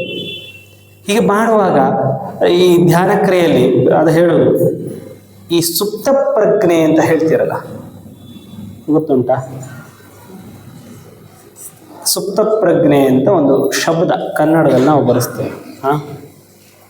ನಾನು ಇಷ್ಟು ದಿನದಿಂದ ಚಿತ್ತಕ್ಕೆ ಚೇತನ, ಚಿತ್ತಕ್ಕೆ ಚೇತನ ತುಂಬ ಸಲ ಬಳಸಿದ್ದೇನಲ್ವ? ಸಂಸ್ಕೃತದಲ್ಲಿ ಆ ಶಬ್ದ ನಾವು ಸುಪ್ತ ಪ್ರಜ್ಞೆ ಜಾಗೃತಿ ಆಗುವುದು ಅಂತಂದರೆ ಚಿತ್ತಕ್ಕೆ ಚೇತನ ಕೊಡುವುದು ಅಂತ. ಇಷ್ಟು ಯಾರಾದರೂ ಚಿತ್ತ ಅಂತಂದರೆ ಮೈಂಡ್ ಅಂದ್ಕೊಂಡಿದ್ರೆ, ಇನ್ನರ್ ವಾಯ್ಸ್, ಇನ್ನರ್ ಮೈಂಡ್ ಅಂತೆಲ್ಲ ಹೇಳ್ತಿರಲ್ಲ ಸುಪ್ತ ಪ್ರಜ್ಞೆ. ಬ್ರೈನ್ ಅಂದ್ಕೊಂಡಿದ್ರೆ ಬಿಟ್ಟುಬಿಡಿ, ಚಿತ್ತ ಅಂತಂದರೆ ಸುಪ್ತ ಪ್ರಜ್ಞೆ. ಇದನ್ನೆಲ್ಲ ಹೊರಗೆ ಹಾಕುವಾಗ ಆ ಸುಪ್ತ ಪ್ರಜ್ಞೆ, ಚೇತನ, ಚಿತ್ತ ಓಪನ್ ಆಗಬೇಕು. ಓಪನ್ ಆಗ್ತದೆ. ಓಪನ್ ಆಗುವಾಗ ಧ್ಯಾನದಲ್ಲಿ ಆಗಲೂ ದೇವರು ಕಾಣುವುದಿಲ್ಲ. ಹೇಳೋದು ಆಗಲೂ ನಿಮಗೆ ದೇವರು ಕಾಣುವುದಿಲ್ಲ ಅಂತ. ಮತ್ತೆಂತ ಕಾಣಿಸ್ತದೆ? ನಿಮ್ಮ ತಪ್ಪುಗಳು, ನೀವು ಮಾಡಿದ ಪುಣ್ಯ ಪಾಪ ಎಲ್ಲವೂ ಕಾಣಿಸ್ತಾ ಹೋಗ್ತದೆ. ಎಲ್ಲಿ ತಪ್ಪು ಮಾಡಿದೆ, ಎಲ್ಲಿ ನಾನು ಸರಿ ಮಾಡಿದೆ, ಎಲ್ಲಿ ಪುಣ್ಯ ಗಳಿಸೋ ಕೆಲಸ ಮಾಡಿದೆ, ಎಲ್ಲಿ ಪಾಪವನ್ನು ಗಳಿಸೋ ಕೆಲಸ ಮಾಡಿದೆ, ಇದು ಜಾಗೃತಿ ಆಗಲಿಕ್ಕೆ ಶುರುವಾಗ್ತದೆ. ಆ ಧ್ಯಾನ ಮಾಡುವಾಗ ಎಲ್ಲಿ ತಪ್ಪು ಅಂತ ನಮಗೆ ಕಾಣಿಸ್ತಲ್ಲ, ಆಗ ಆ ತಪ್ಪನ್ನು ಸರಿ ಮಾಡಲಿಕ್ಕೆ ಸಾಧ್ಯ ಇದ್ದರೆ ಸರಿ ಮಾಡಬೇಕು. ಸರಿ ಮಾಡಬೇಕು. ಪ್ರಾಯಶ್ಚಿತ್ತ ಒಪ್ಪಿಕೊಂಡವನೇ ದೊಡ್ಡ, ತಪ್ಪನ್ನು ಒಪ್ಪಿಕೊಂಡವನೇ ದೊಡ್ಡ. ಹಾಗಾಗಿ ಅದರಲ್ಲಿ ಯಾವ ನಾಚಿಕೆ ಇಲ್ಲ ಅಂತ, ನಾಚಿಕೆ ಪಡೋ ವಿಷಯ ಇಲ್ಲ. ಈ ಥರದ ವಿಚಾರಗಳನ್ನೇ ಗರುಡ ಪುರಾಣ ಹೇಳೋದು. ಒಪ್ಕೊಳ್ಬೇಕು, ಅದೇ ದೊಡ್ಡ ಪ್ರಾಯಶ್ಚಿತ್ತ. ಮೊದಲು ನೀನು ಮನಸ್ಸಿನಿಂದ ಆ ತಪ್ಪು ಒಪ್ಪಿಕೊಳ್ಳದೆ ಇದ್ದರೆ ಆಯಿತಾ, ನೀನು ಎಷ್ಟು ತೀರ್ಥಕ್ಷೇತ್ರಕ್ಕೆ ಹೋಗು, ಎಷ್ಟೇ ಪ್ರಾಯಶ್ಚಿತ್ತಗಳನ್ನು ಮಾಡು, ಪ್ರಯೋಜನ ಇಲ್ಲ. ಆದರೆ ಒಂದಿಷ್ಟು ಗುರು ಅನುಗ್ರಹದಿಂದ ಆಗೋದುಂಟು, ಅದನ್ನು ಹೇಳ್ತದೆ. ಈಗ ಏನೇನೋ ಕರ್ಮಗಳನ್ನೆಲ್ಲ ಮಾಡುವಾಗ ಭಟ್ರೆ ನಮಗೆ ಅವ್ರು ಮಾಡಿದ್ದು ಸ್ವಲ್ಪ ಒಳ್ಳೆಯದು, ಹೌದು, ಅವರ ಚಿತ್ತ ಚೇತನಗಳು ಜಾಗೃತಿಯಿಂದ ಮಾಡಿರ್ತಾರೆ, ಅದು ಒಂದಿಷ್ಟು ಕಾಲ ನಮ್ಮನ್ನು ಕಾಪಾಡ್ತದೆ. ಹಾಗೆ ಬದುಕಬೇಕು ಗರುಡ ಪುರಾಣ ಹೇಳುತ್ತೆ. ಹಾಗಾಗಿ ಈ ಎಲ್ಲ ನಾವೀಗ ನಾನು ಹೇಳಿದ್ದೇನೆ, ನನ್ನ ಪ್ರಸ್ತಾವನೆಯಿಂದ ಹಿಡಿದು ಇಲ್ಲಿಯವರೆಗೆ ನಾನು ಗರುಡ ಪುರಾಣವನ್ನು ಈ ಒಂದು ವಿಚಾರಗಳನ್ನೆಲ್ಲ ನಿಮಗೆ ತಿಳಿಸಿರುವುದು ಎಲ್ಲವೂ ಕೂಡ ಬದುಕನ್ನು ಸುಭೀಕ್ಷವಾಗಿ ನಡೆಸಿ ಭಗವಂತನ ಅನುಗ್ರಹ ಪಡಿಬೇಕು ಅಂತ. ಅನುಗ್ರಹ ಪಡೆಯುವುದು ಅಂತಂದರೆ ನಮಗೆ ಅದು ಬೇಕು. ಫಸ್ಟ್ ಅನುಗ್ರಹ ಪಡೆಯುವುದು ಅಂತಂದರೆ ಆಸ್ತಿ ಮಾಡುವುದಾ, ಸಂಪಾದನೆ ಮಾಡುವುದಾ? ಅಲ್ಲ, ಅದೆಲ್ಲ ಕರ್ಮದಲ್ಲಿ ಬಂತಲ್ಲ, ಆಚಾರಕಾಂಡದ ಕರ್ಮದಲ್ಲಿ ಬಂತು ಫಲಗಳೆಲ್ಲ. ಈ ಕರ್ಮ ಮಾಡೋದ್ರಿಂದಾಗಿ ಏನೇನಾಗ್ತದೆ, ಈ ಎಲ್ಲವೂ ಯಾಕೆ ಬೇಕು, ಏನಕ್ಕೆ ಬೇಕು ಅಂತಂದರೆ ಭಗವಂತನೆಡೆಗೆ. ನೋಡಿ, ಮನುಷ್ಯನಿಗೆ ಒಂದು ಟೆನ್ಷನ್ ಫ್ರೀ ಆದಾಗ ಒಂದು ಕೆಲಸ ಮಾಡ್ಲಿಕ್ಕೆ ಸಾಧ್ಯ, ಆಯಿತಾ?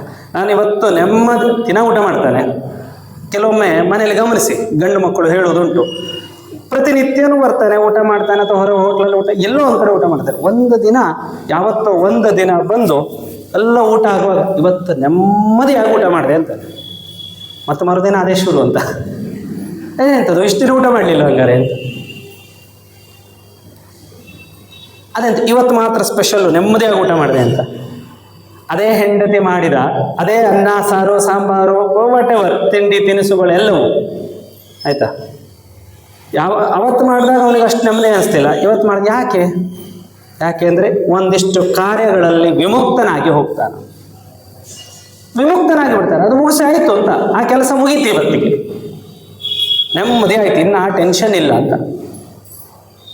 ಹಾಗೆ ಜೀವನದ ಎಲ್ಲ ನೀವೇನು ಟೆನ್ಷನ್ ಅಂತ ಹೇಳ್ತೀರಲ್ಲ, ಕ್ಲೇಶಗಳು ಅಂತ ನಾವೇನು ಹೇಳ್ತೀರ, ಅದನ್ನು ಕಳೆದು ನೆಮ್ಮದಿಯಿಂದ ಬದುಕಿ ಭಗವಂತನೆಡೆಗೆ, ಭಗವಂತ ಬಿಡಿ, ನೀವು ನೆಮ್ಮದಿಯ ಜೀವನ ಮಾಡಿ ಫಸ್ಟ್. ಆ ನೆಮ್ಮದಿಗೆ ಬೇಕಾದಂತಹ ಮಾರ್ಗವನ್ನು ಪ್ರಥಮ ಬಾರಿಗೆ ನಿಮಗೆ ಹೇಳ್ತಾ ಇರೋದು ನಾನು. ಪ್ರಥಮ ಬಾರಿಗೆ 18 ಪುರಾಣಗಳಲ್ಲಿ ಪ್ರಾರಂಭ ಮಾಡದ್ದೇ ಗರುಡ ಪುರಾಣ. 3ನೇ ಪುರಾಣ ಪ್ರಾರಂಭ ಮಾಡದ್ದು. ಇಷ್ಟು ದಿನ ಹೇಳಲಿಲ್ಲಲ್ಲ, ನಾನು ಕೊನೆಗೆ ಅಂತಲೇ ಇಟ್ಟುಕೊಂಡಿದ್ದೆ ಅದನ್ನು. ವೇದವ್ಯಾಸರ ಪುರಾಣ ಬರಿತಾ ಬಂದ ಹಾಗೆ, ಆಯಿತಾ? ಗರುಡ ಪುರಾಣ ಎಷ್ಟನೇದಪ್ಪ ಬರೆದದ್ದು ಅಂತ, 3ನೇದು ಅಂತ.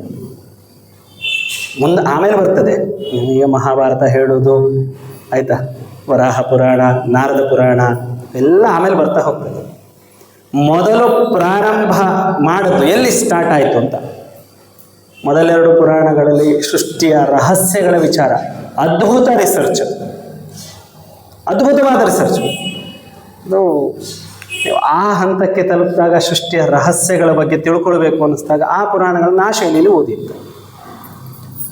ಇಲ್ಲಿಂದ ಮನುಷ್ಯನ ಜೀವನ ಅಂತ ಹೇಳುವ ಎಲ್ಲ ಪುರಾಣಗಳಲ್ಲೂ ಒಂದಿಷ್ಟು ಸೇಮ್ ಟಾಪಿಕ್ಗಳು ಕಂಟಿನ್ಯೂ ಆಗ್ತದೆ. ನಮಗೇನು ಸೃಷ್ಟಿಕ್ರಮ, ಅವತಾರಗಳು ಎಲ್ಲ ಕಂಟಿನ್ಯೂಷನ್ ಇರ್ತದೆ. ಹಾಗೆ ಅದು ತಕ್ಷಣ ಎಲ್ಲವೂ ಕೊಡಲಿಕ್ಕಾಗ್ತದೆ. ನಾನು ತಮಾಷೆ ಮಾಡೋದುಂಟು, ವ್ಯಾಸರ ಪುರಾಣ ಒಂಥರ LIC ಡಾಕ್ಯುಮೆಂಟ್ ಇದ್ದಂಗೆ, ಅದೊಂದು 10 ಪೇಜ್ ಇರ್ತದೆ, ಯಾರು ಓದೋದಿಲ್ಲ, ಸೈನ್ ಮಾಡೋದು ಕಳಿಸೋದು ಅಲ್ಲ. ಹಾಗೆ ಅಂತ ನಮಗೆ ಪುರ್ಸೊತ್ತಿಲ್ಲಲ್ಲ ಓದಲಿಕ್ಕೆ ಅಂತ. ಅದೇನೋ ಸಮಸ್ಯೆ ಆದಾಗಲೇ ತೆಗೆದು ನೋಡೋದು, ಇದಿತ್ತ ಪಾಯಿಂಟು ಅಂತ. ಅದೇ ಸಮಸ್ಯೆ ಬರದೇ ಇದ್ದಂಗೆ ನೋಡ್ಕೊಳ್ಳಿಕ್ಕೆ ನಮಗೆ ಇಲ್ಲಿಂದ ಪ್ರಾರಂಭ. ಹೇಳಿ, ಗರುಡ ಪುರಾಣ ಇಷ್ಟು ದಿನ ಕೇಳಿದ್ರಲ್ಲ, ನಾನು ಇಷ್ಟು ಹೇಳಿದ್ನಲ್ಲ, ಈಗ ಮನೇಲಿ ಗರುಡ ಪುರಾಣ ಇಡ್ಬೋದಾ, ಇಡಬಾರ್ದ ಅಲ್ವಾ? ಗರುಡ ಪುರಾಣ ಮನೆಯಲ್ಲಿ ಓದ್ಬೋದಾ, ಓದಬಾರ್ದ ಅಲ್ವಾ? ಓದಬಹುದು, ಇಡಬಹುದು. ಕೇವಲ ಪ್ರೇತಕಾಂಡದ ಒಂದಿಷ್ಟು ಅಧ್ಯಾಯಗಳನ್ನು ಜಡ್ಜ್ ಮಾಡಿ, ಆಯಿತಾ, ನಮ್ಮಲ್ಲಿ ಈ ಮೂಢಕಲ್ಪನೆ ಹುಟ್ಟಿಸಿ ಹಾಕಿದ್ರಲ್ಲ, ಅದಕ್ಕೆ ಧಿಕ್ಕಾರ ಇರಲಿ. ಇಷ್ಟು ಅದ್ಭುತ ವಿಚಾರಗಳು, ಇದು ಪ್ರಾರಂಭ ಅಂತಲೇ ಹೇಳ್ತಾ ಇರೋದು ನಾನು. ಗರುಡ ಪುರಾಣ ನಾನು ಇಷ್ಟು ವಿಚಾರಗಳನ್ನು ಹೇಳಿದ್ನಲ್ಲ, ಇದು ಪ್ರಾರಂಭ ಮಾತ್ರ. ಇನ್ನು ಭಾಗವತಕ್ಕೆಲ್ಲ ಹೋಗುವಾಗ, ಮಹಾಭಾರತ ರಾಮಾಯಣಗಳನ್ನು ಕೇಳುವಾಗ ಅದನ್ನು ನಾನು ಹೇಳಿದ್ನಲ್ಲ, ನೀವು ಓದುವಾಗ ಕೇವಲ ಕಥೆಯ ರೂಪದಲ್ಲಿ ದಯವಿಟ್ಟು ಯಾರೂ ಓದಬೇಡಿ. ಪಾರಾಯಣ ಆಮೇಲೆ ಮಾಡಿ. ನೀವು ಓದುವಾಗ ಅದನ್ನು ನೀವು ವೈಜ್ಞಾನಿಕವಾಗಿ ಹಿಡಿಯುವ ಪ್ರಯತ್ನ ಮಾಡಿ. ನನ್ನಲ್ಲಿ ಯಾರೋ ತಾಯಿ ಕೇಳಿದ್ರು, ಅದ್ಭುತ ಅಲ್ಲ ಭಟ್ರೆ, ನೀವು ಆ 7 ಗ್ಲ್ಯಾಂಡ್ಸು, ಆ 7 ಚಕ್ರ, ಅದರಲ್ಲಾಗುವ ರಿಯಾಕ್ಷನ್ನು ಇದೆಲ್ಲ ಹೇಗೆ ಗೊತ್ತಾಯಿತು ಅಂತ. ಇದು ನನಗೆ ಪುರಾಣದಿಂದ ಗೊತ್ತಾದದ್ದೇ ಅಲ್ಲ. ನನಗೆ ಗೊತ್ತಾದದ್ದು ಯಾವುದರಿಂದ ಗೊತ್ತುಂಟಾ? ಲಲಿತಾ ಸಹಸ್ರನಾಮದಿಂದ. ಎಷ್ಟು ಜನ ಓದ್ತಿದ್ದೀರಲ್ಲ? ಹೆಚ್ಚು ಕಮ್ಮಿ ಪ್ರತಿನಿತ್ಯ ಓದೋರು ಕಂಡಿದ್ದೇನೆ. ಆಯ್ತಾ? 1000 ಬಾರಿ ಓದುವಾಗ ನನಗೆ ಅನ್ನಿಸ್ಲಿಕ್ಕೆ ಶುರುವಾಯಿತು. ತುಂಬ ಸಲ, 1000 ಅಂತ ಲೆಕ್ಕ ಹೇಳೋದು, ಈಗ 1000 ಬಾರಿ ಅಂತ ಓದುವಾಗ ನನಗೆ ಅನ್ನಿಸ್ಲಿಕ್ಕೆ ಶುರುವಾಯಿತು, ಇಲ್ಲಿ ಹೇಗೆ ಸಾಧ್ಯ ಇದು ಅಂತ. ಯಾಕೆಂತಂದ್ರೆ ಒಂದು ವಿಚಾರ, ಒಂದು ಸ್ವಲ್ಪ ಆದರೂ ನಮಗೆ ಈಗ ನಿಮಗೆ ಒಂದು ಸ್ವಲ್ಪ ಪಾಯಿಂಟ್ ಗೊತ್ತಾಗಿದೆ, ಇನ್ನು ಮುಂದೆ ಓದುವಾಗ ನಿಮಗೆ ಈ ಸತ್ಯಗಳು ವಿಚಾರ ಗೊತ್ತಾಗ್ತದೆ ಅಂತ. ಸತ್ಯ ಏನು ಅಂತಂದ್ರೆ, ಭಗವಂತ ಎಲ್ಲ ಅವತಾರ ತೆಗೆದುಕೊಳ್ಳಿಕ್ಕೆ ಭೂಮಿಯನ್ನೇ ಆರಿಸಿಕೊಂಡದ್ದು. ಅದರಲ್ಲೂ ವಿಶೇಷವಾಗಿ ಇಡೀ ಭೂಮಿಯ ದೇವರ ಮನೆಯಾದಂಥ ಭಾರತವನ್ನೇ ಸೆಲೆಕ್ಟ್ ಮಾಡುತ್ತೆ. ಹಾಗಿರ್ಬೇಕಾದ್ರೆ ಈ ಲಲಿತಾ ಸಹಸ್ರನಾಮದಲ್ಲಿ ದೇವಿಯನ್ನ ಸಹಸ್ರಾರ ಚಕ್ರದ ಮೇಲೆ, ಸಹಸ್ರಾರ ಗಾರುಡ ನೆನ್ಪುಂಟಲ್ಲ, ಆ ಸಹಸ್ರಾರ ಚಕ್ರದ ಮೇಲೆ ರಥಾರೂಢಳಾಗಿ ಕೂತಿದ್ದಾಳೆ.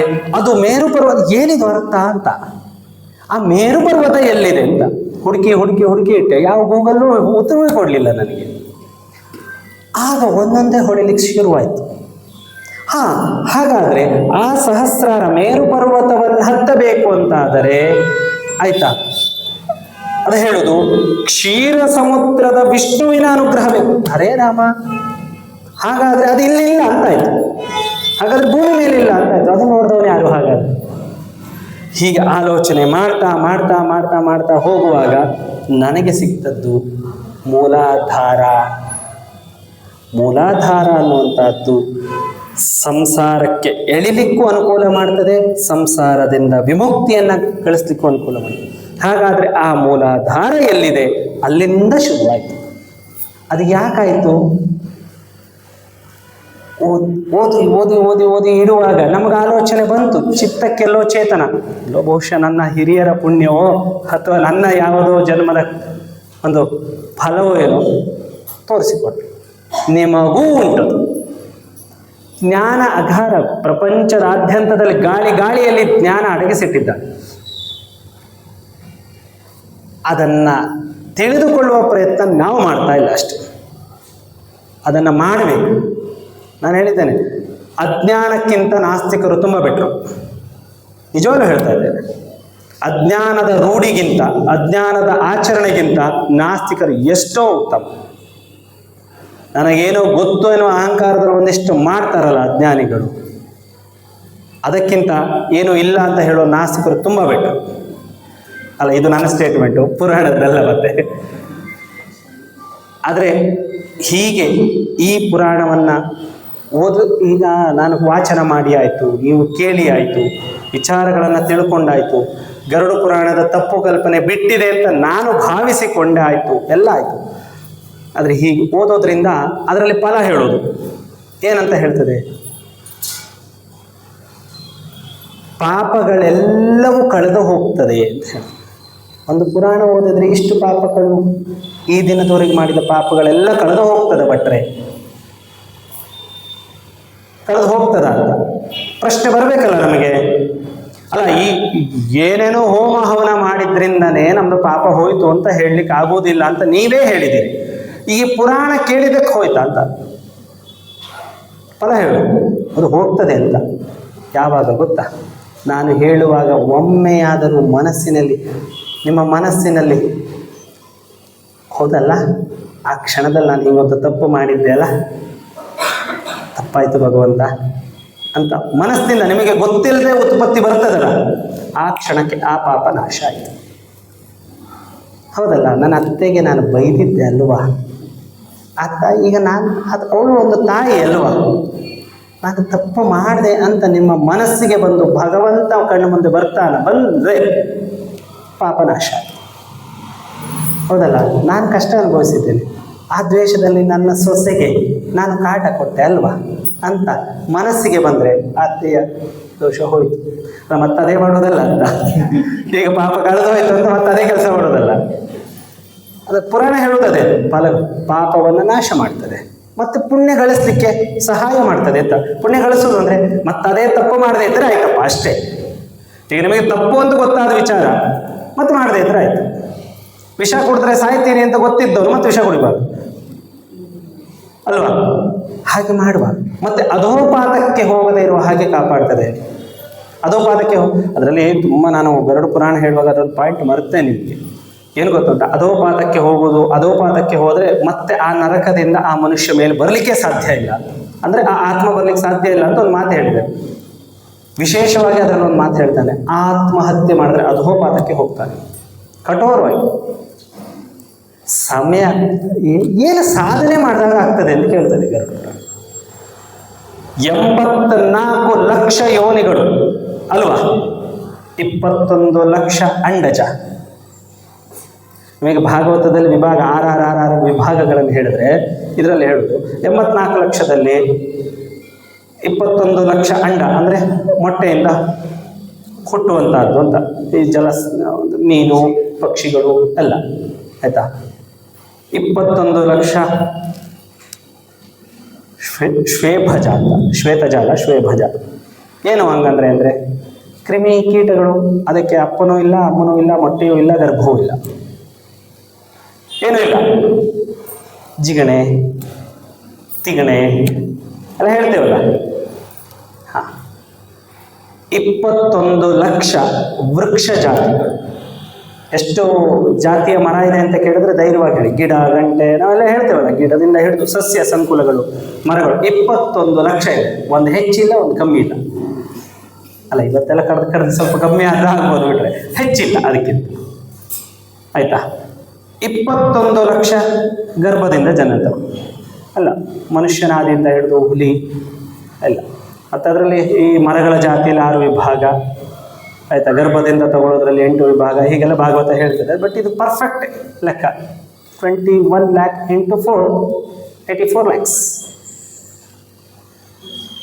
83,99,999 ಯೋನಿಗಳಲ್ಲಿ ಜನಿಸಿದಂತಹ ಯಾವುದಕ್ಕೂ ಇಲ್ಲದಂತಹ ವಿಶೇಷ ಶಕ್ತಿ ಫಲಗಳನ್ನು ಮನುಷ್ಯನಿಗೆ ಒಂದೇ ಒಂದು ಯೋನಿಯಲ್ಲಿ ಜನನ ತಾಳದವನಿಗೆ ಕೊಟ್ಟಿದ್ದಾನೆ ಅಂತ ಅಂದಮೇಲೆ ಯಾಕೆ ಮತ್ತೆ ಇನ್ನೊಂದು ವಿಸ್ಮಯ ಗೊತ್ತಾ? ಇವು ಯಾವುದಕ್ಕೂ ಬುದ್ಧಿ ಇಲ್ಲ, ಜ್ಞಾನ ಇಲ್ಲ, ಭಗವಂತ ಅಂದ್ರೆ ಗೊತ್ತಿಲ್ಲ, ಏನೂ ಗೊತ್ತಿಲ್ಲ ಆಯ್ತಾ. ಆದ್ರೆ ಒಂದು ವಿಷಯ ಗೊತ್ತುಂಟು, ಆ ಜನ್ಮದ ಉದ್ದೇಶ. ಆದರೆ ಇವು ಯಾರಕ್ಕೂ ಇಲ್ಲದೆ ಇರೋ ಮನುಷ್ಯ ಜನ್ಮನಿಗೆ ಎಲ್ಲವೂ ಗೊತ್ತುಂಟು, ಆದ್ರೆ ಒಂದೇ ವಿಷಯ ಗೊತ್ತಿಲ್ಲ, ಯಾಕೆ ಹುಟ್ಟಿದ್ದೇನೆ ಅನ್ನೋ ಉದ್ದೇಶ. ಆ ಉದ್ದೇಶ ತಿಳ್ಕೊಂಡು ಬದುಕಬೇಕು. ಹಾಗೆ ಬದುಕಿದಾಗ ನಿಜವಾಗಲೂ ಪಾಪಗಳು ನಾಶವಾಗಿ ಪುಣ್ಯ ಫಲವನ್ನು ಗಳಿಸಲಿಕ್ಕೆ ಸಾಧ್ಯ ಉಂಟು. ಆ ರೀತಿ ಪುಣ್ಯವನ್ನು ನೀವು ಗಳಿಸಿ. ವಾಚನ ಮಾಡಿದ್ದಕ್ಕೆ ಎಷ್ಟು ತಪ್ಪಿದ್ರೂ ಕೂಡ, ತಪ್ಪು ವಾಕ್ಯಗಳು ನನ್ನಿಂದ ಉಚ್ಚಾರ ಆಗಿದ್ದರೆ, ಮನಸ್ಸಿನಿಂದ ನನ್ನಿಂದ ಗೊತ್ತಾಗದೆ ಯಾರಿಗಾದರೂ ಕೆಲವೊಂದು ವಿಚಾರದಲ್ಲಿ ಬೇಸರ ಮೂಡಿದರೆ, ಅಲ್ಲಿ ನಂಗೆ ಗೊತ್ತುಂಟು ಕೆಲವೊಂದು ವಿಚಾರಗಳು ಬರುವಾಗ ಬೇಸರ ಮೂಡುತ್ತದೆ. ವಿರೋಧ ಅಂತ ಬರುವಾಗ, ನಾನು ಆಗಲೇ ಹೇಳಿದೆ, ಶಾಸ್ತ್ರದ ವಿರೋಧ ಅಂತ ಬರುವಾಗ ಕೆಲವೊಮ್ಮೆ ಅದನ್ನು ಪಾಲನೆ ಮಾಡೋರಿಗೆ ಬೇಸರ ಆಗ್ತದೆ ಆಯಿತಾ. ಹೀಗೆ ಮಾಡೋದು ತಪ್ಪು ಅಂತ ಹೇಳುವಾಗ ಹಾಗೆ ಮಾಡಿದವರಿಗೆ ಬೇಜಾರು ಆಗಿರ್ತದೆ. ಹೀಗೆಲ್ಲ ತುಂಬ ಬೇಸರಗಳು ಬರುವಂತಹ ಸಂಗತಿಗಳು ನನ್ನಿಂದ ಆಗಿದ್ದರೆ ಅದಕ್ಕೆ ನಿಜವಾಗಲೂ ಕ್ಷಮೆಯನ್ನು ಮನಸ್ಸಿನಿಂದ ಹೇಳ್ತಾ ಇದ್ದೇನೆ, ಕ್ಷಮೆಯನ್ನೇ ಯಾಚಿಸ್ತಾ ಇದ್ದೇನೆ. ಆದರೆ ಸತ್ಯದಲ್ಲಿ ನಡೆಬೇಕು, ಧರ್ಮದ ಒಂದು ನಡೆಯಲ್ಲಿ ನಡಿಬೇಕು ಅನ್ನೋ ಉದ್ದೇಶಕ್ಕೆ ನಾನು ಹೇಳಲೇಬೇಕು, ಹೇಳಿದ್ದೆ. ಆದರೆ ಅದನ್ನು ಪಾಲನೆ ಮಾಡಿಕೊಂಡು ಜೀವನ ಸುಭೀಕ್ಷೆ ಮಾಡೋದು ನಿಮ್ಮ ಕೈಯಲ್ಲಿ. ನಾವು ಎಷ್ಟು ಬೇಕಾದ್ರೂ ಹರಿಕತೆ ಹೇಳ್ಬೋದು, ಪುರಾಣ ಹೇಳ್ಬೋದು, ಮಾಡ್ಬೋದು. ಅದನ್ನು ರೂಢಿಯಲ್ಲಿ ತರುವ ಕರ್ತವ್ಯ ನಿಮ್ಮದು. ಹಾಗಾಗಿ ಆ ಫಲವನ್ನು ನೀವು ಪಡೆದು, ಆ ದೇವಿ ಎಷ್ಟು ಈ ಕ್ಷಣದಲ್ಲಿ ಇಷ್ಟು ದಿನದಲ್ಲಿ ನಿಮಗೆ ತಿಳಿಸಬೇಕು ಅನ್ನುವಂತಹ ಒಂದು ಸಂಗತಿಯನ್ನು ನನ್ನ ಚಿತ್ತಕ್ಕೆ ಪ್ರೇರಣೆ ಕೊಟ್ಟಿದ್ದಾಳು ಅಷ್ಟೇ. ಯಾಕೆಂತಂದರೆ ನಾನು ಮೊದಲೇ ಹೇಳಿದಾಗ ಅಷ್ಟು ನಾನು ಹೇಳಿದ್ದೇನೆ ಅಂತ ಹೇಳಲಿಕ್ಕೆ ಆಗೋದಿಲ್ಲ. ಬೆಟ್ಟಕ್ಕಿಂತ ಬೆಟ್ಟ ದೊಡ್ಡದುಂಟು. ಒಂದೊಂದು ಕಾಲದಲ್ಲಿ ಇನ್ನು ಅದ್ಭುತವಾಗಿ ನಿಮಗೆ ಇದರ ಬಗ್ಗೆ ವಿಚಾರಗಳು ನಿಮ್ಮ ಚಿತ್ತಕ್ಕೆ ದೇವಿ ಪ್ರೇರಣೆಯನ್ನು ಕೊಡಲಿ ಮತ್ತು ಜ್ಞಾನವನ್ನು ಉದಯ ಮಾಡಲಿ ಅಂತ ಹೇಳಿ ಈ ಒಂದು ಪುರಾಣವನ್ನು ಆ ಭಗವಂತನ ಪಾದಕ್ಕೆ ಸಮರ್ಪಣೆ